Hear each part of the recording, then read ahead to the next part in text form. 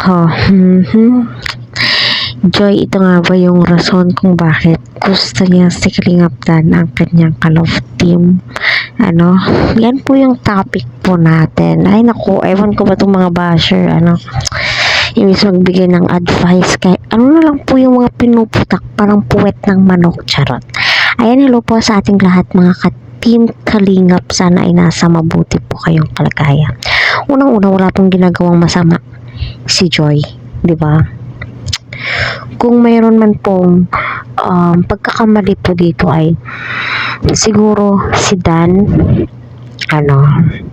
at saka si Dan, para sa akin, ika nga ng supporters, wala pong ginagawang mali si Kalingap Dan. At nasa kanila po yung desisyon. Unang-una, pumasok kayo sa isang love team, ika nga ng isang supporters, parang teleserye po yan, mga artista yan sila. Kahit kailan po nilang gustong ihinto ay pwedeng-pwede daw po.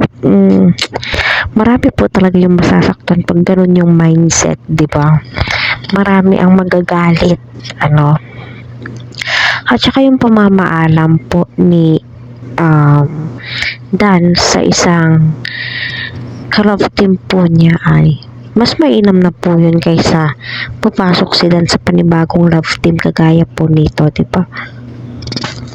Ika nga po nila, ay nako, kaya daw po na gusto ni Joy itong si Dan, na mas gusto daw po ni Joy itong si Dan na ka-love team.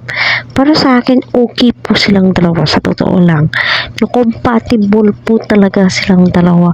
Nakaka-sweet po talaga silang panoorin. Ewan ko ba talaga, bahala kayong mga basher kayo dyan.